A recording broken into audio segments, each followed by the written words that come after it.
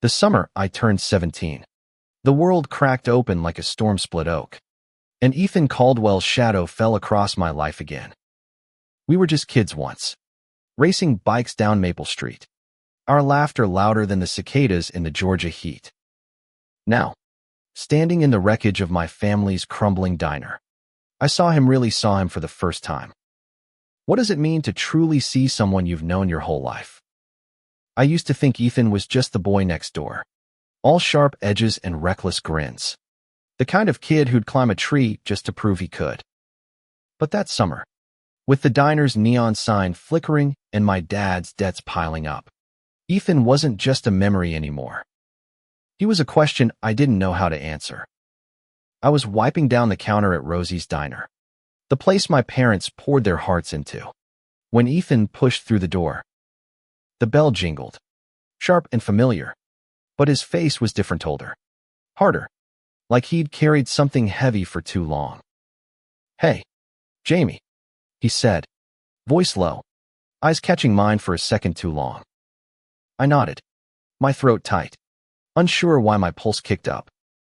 We hadn't spoken in years, not since he moved across town after middle school.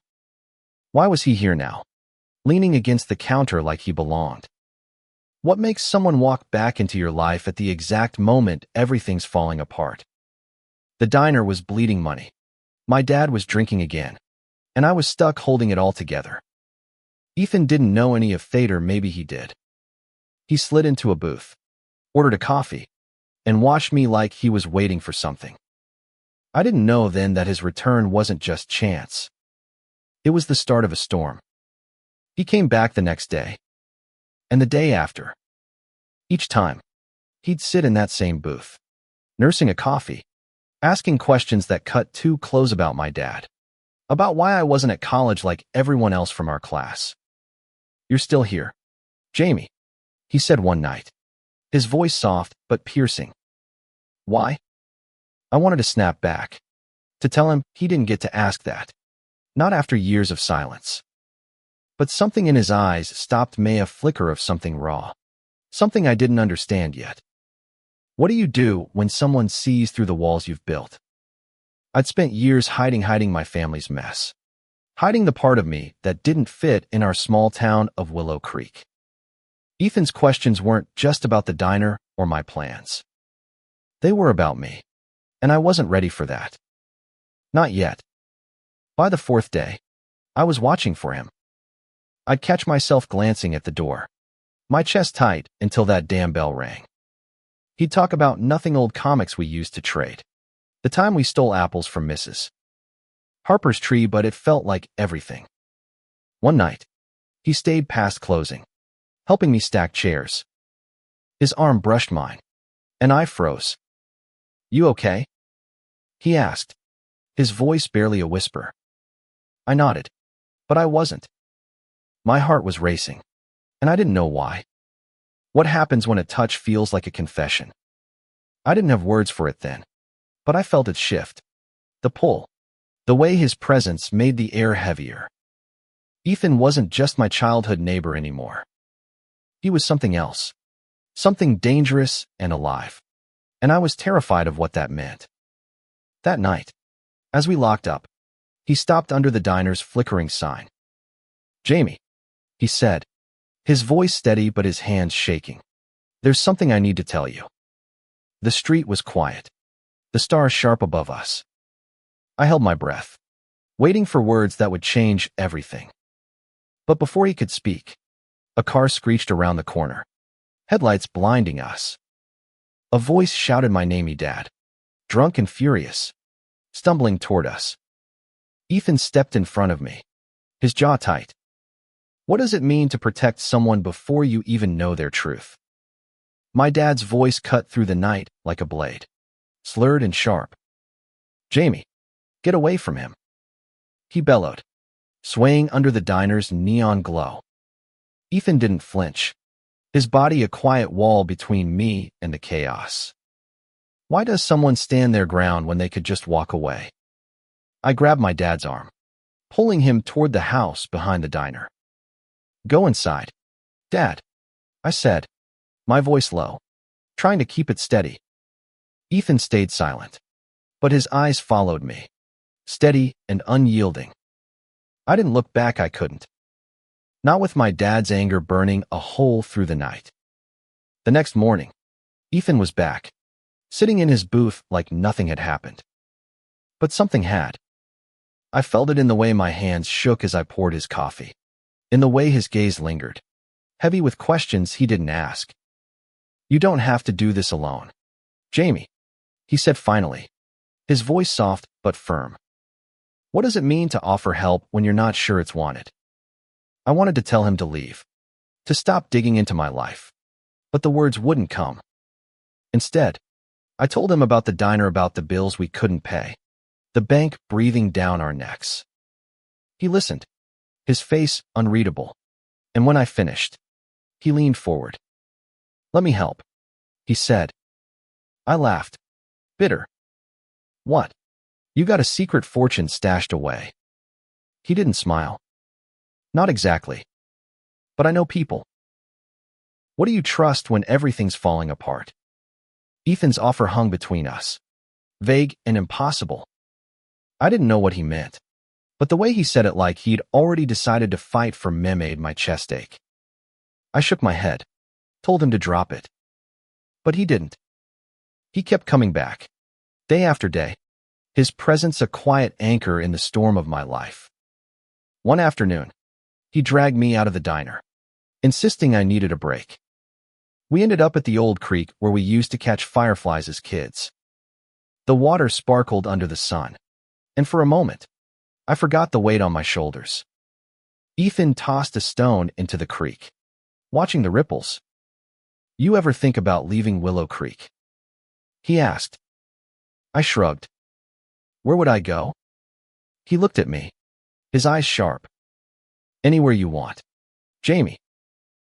What does freedom look like when you've never let yourself imagine it? I didn't answer, but his words stuck, burrowing deep. We sat there until dusk, talking about nothing and everything, old dreams, dumb pranks, the way the world felt bigger when we were kids. His laugh was the same as I remembered, but his eyes were different, searching mine like he was looking for something he'd lost. That night, back at the diner, he told me about his life since we'd drifted apart. He'd been in Atlanta, working odd jobs, staying out of trouble mostly. But there was something he wasn't saying, something that made his voice catch. "I came back for a reason," he said, his hands gripping the edge of the table. "Not just for coffee." My heart stuttered. What do you say when someone's truth is a door you're not sure you can open? Before I could answer, the door swung open, and a man in a cheap suit walked in. He had a smile that didn't reach his eyes and a folder under his arm. "Jamie Carter?" he asked, his voice smooth as oil. I nodded, uneasy.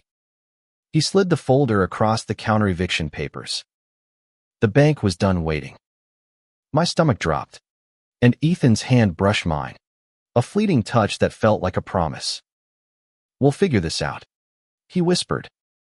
"But how do you fight a battle that's already lost?" The eviction notice sat on the counter like a death sentence, its edges curling in the humid air. I stared at it, my hands numb, while Ethan paced behind me, muttering under his breath. "Why does someone fight for you when you've already given up?" "We can fix this," Ethan said, his voice fierce. "There's always a way." I wanted to believe him, but the numbers didn't lie. $50,000 in back payments. And we had nothing. My dad was upstairs, passed out, oblivious to the fact that we were losing everything. I looked at Ethan, his jaw set, his eyes burning with something I couldn't name. "Why do you care so much?" I asked, my voice cracking. He stopped pacing, his gaze locking onto mine. "Because it's you, Jamie." The words hit like a punch, raw and unguarded. My breath caught, and for a moment, the diner was silent except for the hum of the old fridge. What does it mean when someone's loyalty feels like a mirror you're not ready to look into? Ethan didn't explain. Instead, He pulled out his phone, typing furiously. "I know a guy," he said, cryptic as ever. I didn't ask how it had always been like that, full of secrets and surprises. But this wasn't stealing apples or sneaking into the drive-in. This was real, and I was scared. What do you do when someone's faith in you feels heavier than your own? Over the next few days, Ethan was a whirlwind. He brought in a friend, Marcus, who claimed to know about creative financing. I didn't trust Marcus's slick talk and too perfect hair screamed trouble, but Ethan vouched for him. They spent hours in the diner after closing, hunched over papers, whispering about loans and deals. I watched from the counter, torn between hope and dread. One night, Ethan caught me alone, scrubbing dishes in the back. "You don't have to do this," I said, not looking at him. "This isn't your mess." He stepped closer, close enough that I could smell the cedar in his cologne. "It's our mess now," he said, his voice low and steady. My hands stilled in the soapy water. What does it mean when someone claims your burdens as their own? The next day, Marcus showed up with a plan, a shady one. He knew a guy who could move money around, make the bank back off. It sounded like a lifeline, but it also sounded like trouble. I hesitated, but Ethan was all in, his eyes bright with determination. "We can save this place, Jamie," he said. "For you.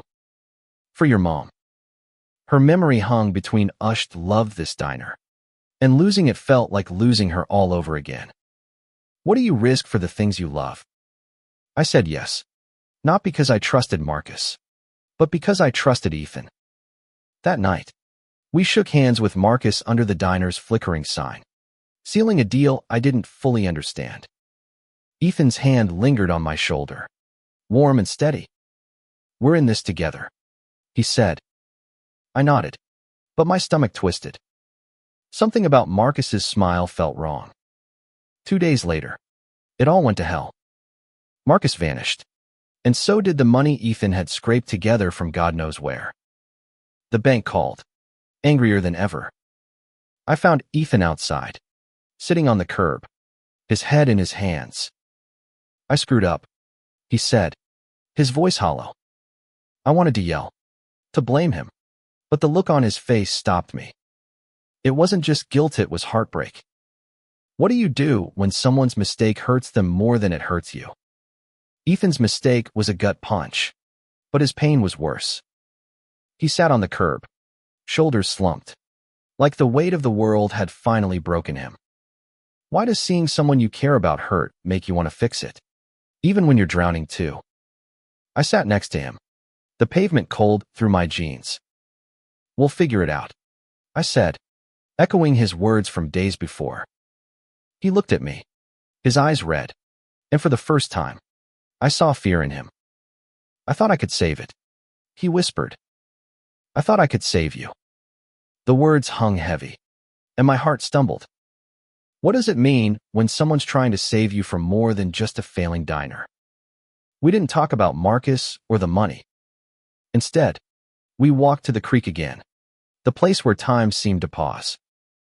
The water was still, reflecting the stars, and Ethan's voice was quieter than I'd ever heard. "I've been running from things my whole life," he said, tossing a stone into the water. "But not from you. Never from you." I didn't know what to say. His words felt like a confession, but I wasn't ready to hear it. What do you do when the truth is a line you're scared to cross? I changed the subject, asking about Atlanta, about the years we'd lost. He told me about the jobs, the fights, the nights he'd spent wondering what I was doing back in Willow Creek. "I always wanted to come back," he said, his eyes on the water. "For you." My chest tightened, and I looked away, afraid of what I'd see if I met his gaze. The next day, I found a note slipped under the diner's door, a threat, scrawled in jagged letters, "Pay up, or the diner burns." My hands shook as I showed it to Ethan. His face hardened, and he grabbed his phone, calling someone named Riley. "We need backup," he said, his voice clipped. I didn't ask who Riley was or what backup meant. I was too scared to care. What does trust look like when the stakes are life and death? Ethan didn't tell me everything, but he told me enough that Marcus was tied to people who didn't play nice, and we'd stepped into their game. Riley showed up that night, a wiry guy with a scar across his cheek and a calm that felt dangerous. He and Ethan talked in low voices, planning something I wasn't sure I wanted to know. "Stay out of this, Jamie," Ethan said, his hand on my arm. But I couldn't. Not anymore. We spent the next 2 days preparing boarding up windows, watching the street, waiting for a move that never came. Ethan barely slept, his eyes scanning every shadow. I caught him looking at me sometimes, his expression soft and fierce all at once. "I won't let them hurt you," he said one night, his voice breaking. I wanted to ask why he was risking so much, but the words wouldn't come. What do you say when someone's fighting a war for you? On the third night, Riley got a tip Marcus was hiding out in an old warehouse on the edge of town. Ethan wanted to go after him, to get the money back, to end this. I grabbed his arm, my heart pounding. "Don't," I said. "It's not worth it." He looked at me, his eyes searching mine, and for a moment, I thought he'd listen. But then he shook his head. "It's worth it if it's for you," he said, and walked into the dark. Ethan was gone before I could stop him, his silhouette swallowed by the night. My heart hammered as I stood alone outside the diner. The threat's words pay up, or the diner burns echoing in my head. Why does fear make you realize what matters most? I couldn't let him go alone. I grabbed my jacket and followed, my sneakers pounding the pavement toward the warehouse district. The streets of Willow Creek were quiet, but my mind was loud, screaming questions I didn't have answers for. What do you do when someone's risking everything for you, and you're not sure you're worth it? The warehouse loomed ahead, a hulking shadow under the moon. I spotted Ethan's truck parked crookedly, Riley's bike beside it. My stomach twisted as I crept closer, the air thick with the smell of rust and oil. Inside, voices echoed Ethan's, sharp and angry, and another, low and mocking. "Marcus." I slipped through a broken window, my heart in my throat. What does courage look like when it's born from desperation? Ethan stood in the center of the warehouse, facing Marcus and 2 other guys, their faces hard in the dim light. Riley was nowhere in sight. "Where's the money?" Ethan demanded, his voice steady despite the odds. Marcus laughed, tossing a crowbar between his hands. "You're in over your head, kid." I wanted to shout, to pull Ethan out of there, but my legs wouldn't move. What do you do when the truth hits you all at once? Watching Ethan, I saw the way he stood, fearless and fierce. Wasn't just about the diner. It was about me. The way he looked at me, the way he always had, wasn't just friendship. It was something deeper, something I'd been too scared to name. My chest ached, and I knew I couldn't lose him. Before I could act, Riley appeared from the shadows, moving fast. He tackled one of Marcus's guys, and chaos erupted. Ethan lunged at Marcus, fists flying, but the second guy grabbed him, pinning his arms. I didn't think I ran, grabbing a pipe from the floor and swinging it at the guy holding Ethan. The clang echoed, and he stumbled back, cursing. Ethan broke free, his eyes meeting mine, wide with shock and something else, relief. Maybe. Or pride. What does it mean to fight for someone who's fighting for you? We were outnumbered, but we moved together, back to back, dodging blows and swinging whatever we could find. Riley was a blur, taking down Marcus's other guy with a precision that scared me. But Marcus was fast, and he came for me, his crowbar raised. Ethan shoved me aside, taking the hit instead. He grunted, collapsing to his knees, blood seeping through his shirt. "Ethan!" I screamed, dropping beside him. Marcus laughed, but Riley was on him, pinning him to the ground. I pressed my hands to Ethan's side, my vision blurring with tears. "Stay with me," I whispered, my voice breaking.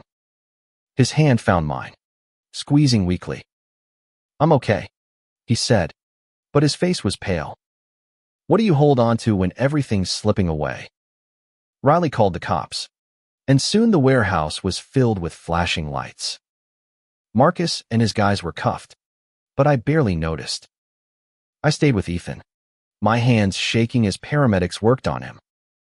He looked at me, his eyes soft despite the pain. "You came for me," he said, his voice barely audible. I nodded, my throat too tight to speak. For the first time, I saw him, and I knew I'd never look away again. The hospital smelled of antiseptic and fear, the fluorescent lights buzzing as I sat by Ethan's bed.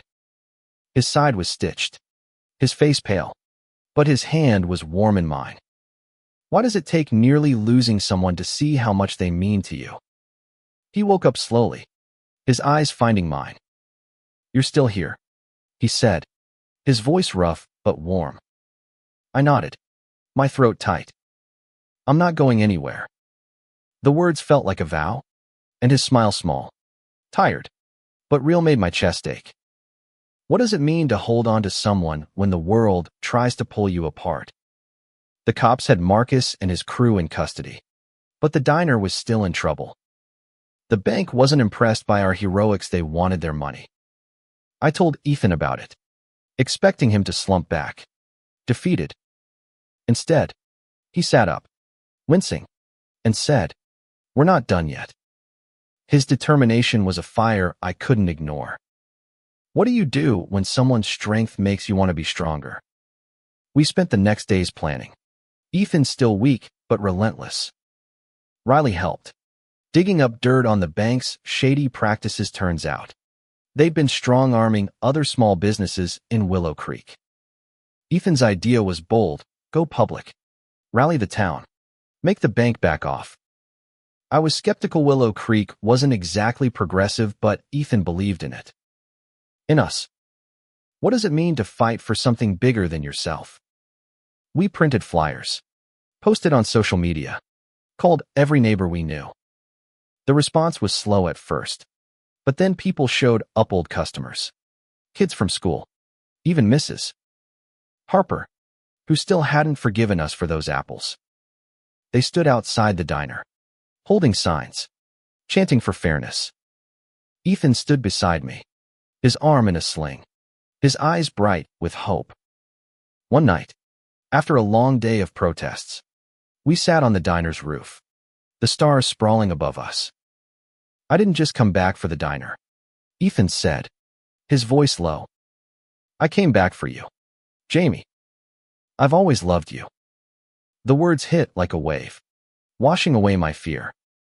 I looked at him, really looked, and saw the boy I'd known and the man he'd become. What do you say when the truth you've been running from is the one you've always wanted? "I love you too," I said, my voice shaking. His hand found mine, and we sat there, the world quiet except for our breathing. For the first time, I wasn't afraid of what it meant to love him, to love another man in a town that might never understand. But Ethan's courage, his willingness to risk everything, made me brave too. What does love look like when it's a choice you make every day? The protests grew, and the bank started to crack, offering a payment plan we could actually manage. The diner wasn't saved yet, but it had a chance. And so did we. Ethan and I were no longer just childhood neighbors. We were something more, something worth fighting for. But not everyone was happy. Rumors spread about the diner, about us. One night, a brick crashed through the diner's window. A slur scrawled across it. Ethan's face darkened, but he didn't back down. "They don't get to win," he said, his hand tight in mine. I nodded, but fear crept in. What do you do when the world pushes back against who you are? The broken window gaped like a wound, the slur on the brick burning in my mind. Ethan swept up the glass, his movement steady, but I saw the tightness in his jaw. Why does hate always feel so personal, even when it's not? We can't let this stop us, he said, tossing the brick into a trash can. I wanted to agree, but the weight of it all, the diner, the town, the truth of us was crushing me. What do you do when love feels like a target on your back? I didn't have an answer, but Ethan did. He grabbed my hand, his grip firm. We're stronger than this, Jamie. The town was split. Some rallied behind us, bringing casseroles and kind words, but others whispered, their eyes cold. At the diner, business slowed. Some folks didn't want to eat where those boys worked. My dad, sober for once, saw the brick and didn't say much, but his silence hurt more than words. What does family mean when they don't know how to love all of you? Ethan and I kept fighting, for the diner and for each other. We organized a community meeting, inviting everyone to talk about what the diner meant to Willow Creek. The room was packed, tension thick as fog. Ethan spoke first, his voice clear and unwavering. This place isn't just a diner, he said. It's home. For me, for Jamie, for all of us. I watched him, my heart swelling, and wondered how I'd ever missed the way he looked at me.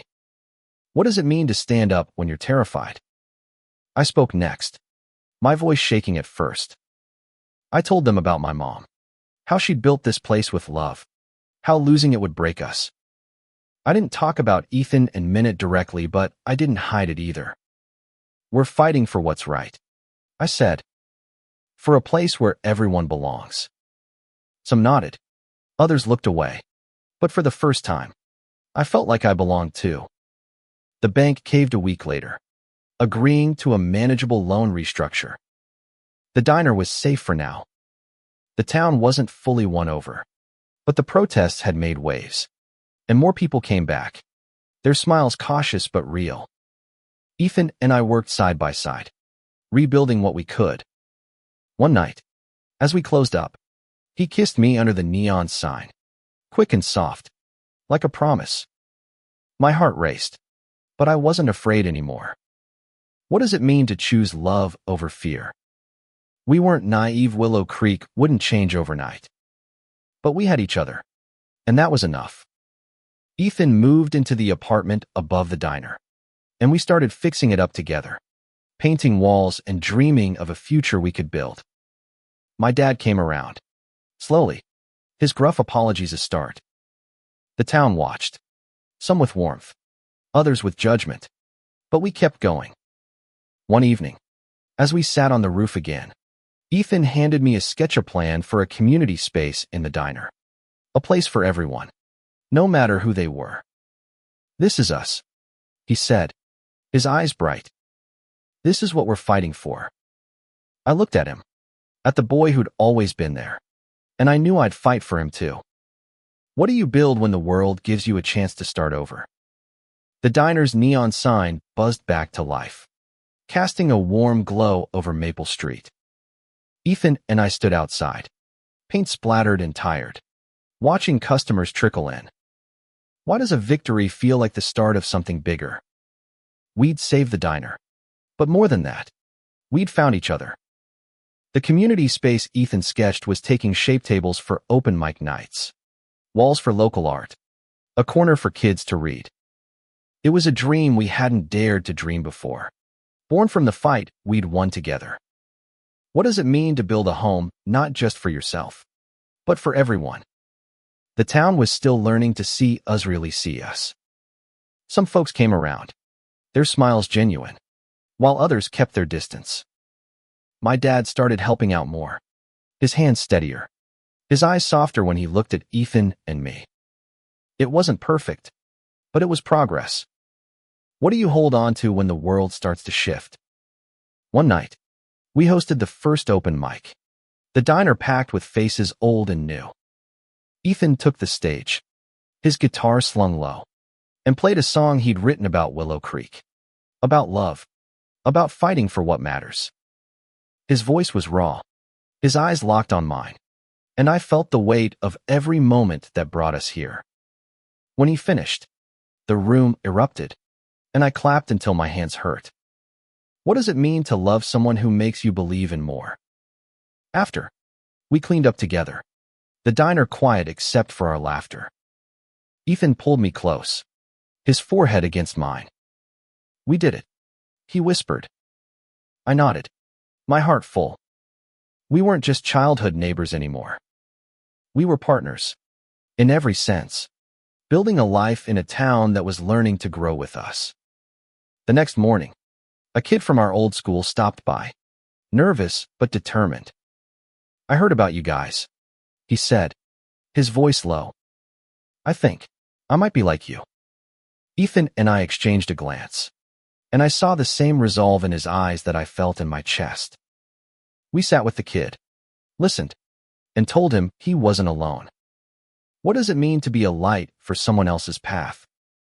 Months later, the diner was thriving, the community space a heartbeat of Willow Creek. Ethan and I were planning a trip, maybe Atlanta, maybe farther, our first step into a world beyond our small town. We'd faced threats, hate, and fear, but we'd also found love, courage, and a place to belong. The way Ethan looked at me, steady and sure, was a promise we'd keep fighting. Together. What does it mean to live your truth? For us, it meant rebuilding a diner, a town, a life, one moment, one choice, one love at a time. And as we stood under that neon sign, hand in hand, I knew we'd never stop.